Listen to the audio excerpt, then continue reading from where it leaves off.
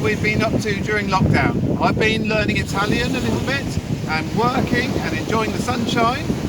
I've been meeting up with friends doing bike ride runs, and I've joined a little team over the past few weeks. I've been playing lots of chess, reading and playing lots of football. I've done 72 drawings. And I've been busy at work and looking after this lot. I've done some gardening and I've discovered how much we all really love the sea. Oh yeah, we do. Bye for now, see you soon. Bye!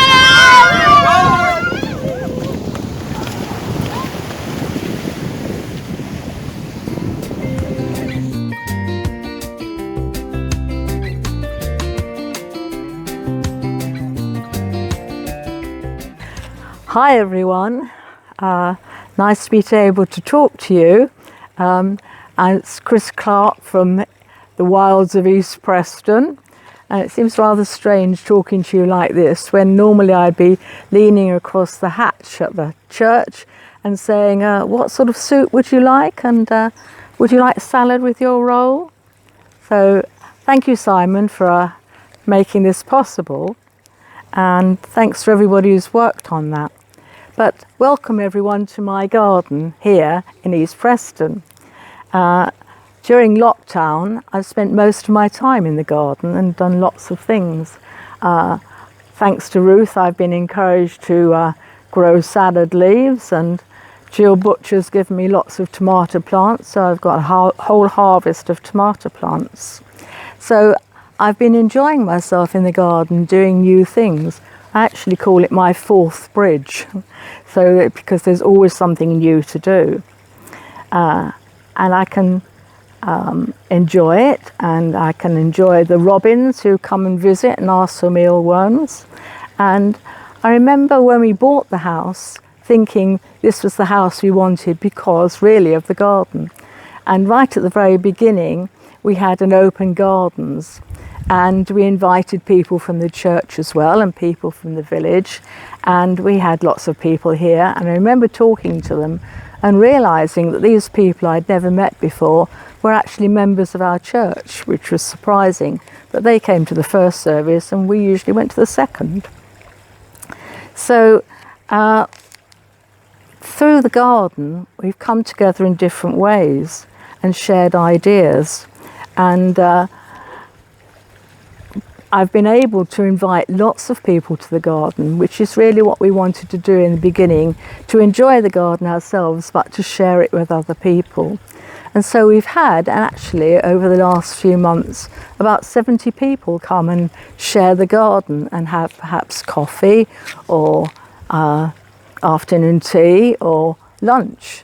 And lots of people have had fish and chip lunch.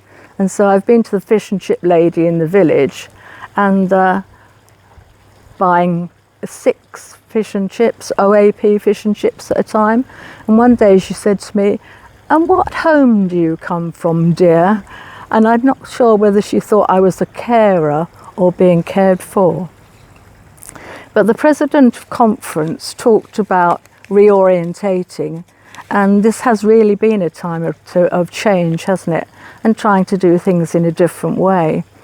And also Christian Aid have talked about their sort of strapline, which was "Love Unites Us." And putting those things, 2 things together, is a way of bringing people together, and perhaps a new way of making church or of being church, and keeping alive that sort of very special thing that's Methodism, of fellowship and church family, which I regard as being really a quality of Methodism that I think is very important.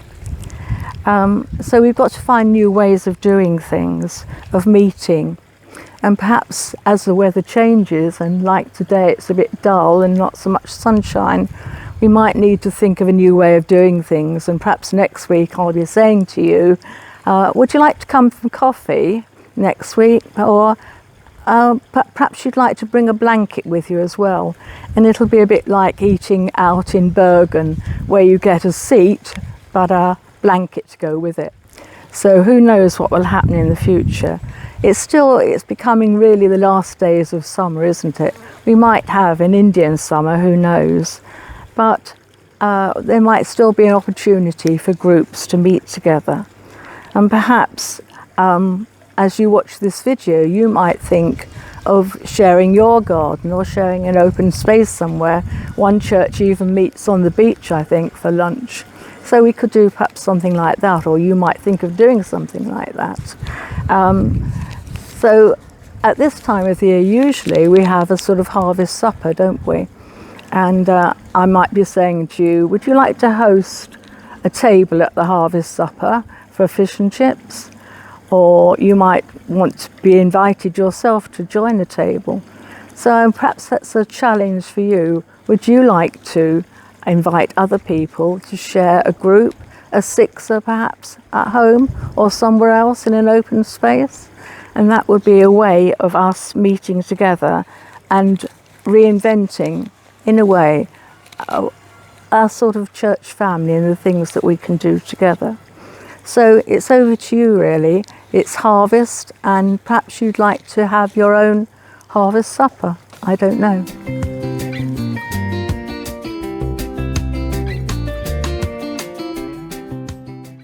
Hello. Hi. Hi. Hello from Mark, Charlotte and Josephine. Welcome to the Madhouse. We've missed church and we've missed all our friends very much. We saw some of you today and it was lovely. Life's been a bit crazy here. Hello, Jamie. We've been away camping and had lots of fun times. Can't wait to see you all again soon. And also, we're going back on Monday, and I'm not very happy about it.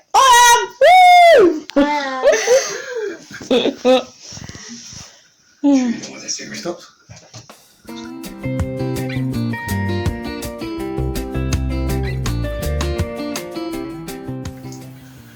I've been asked by Simon to tell you how I've coped with the present pandemic.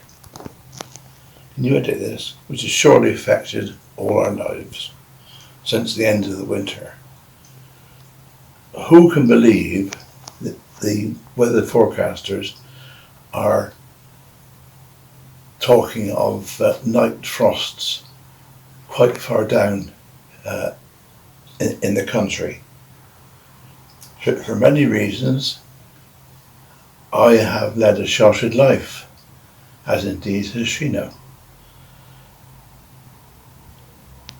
I am delighted that at last our church have found a way of leading us in a visual worship, just as it's proving possible for some of us to step inside the church and actually perform in person. What effect has it all been? For us it's been very hard, but isn't it surprising how the human spirit adapts to conditions? Personally, my hair will soon be long enough for a top knot. A great improvement on my tail, as some might remember. God bless.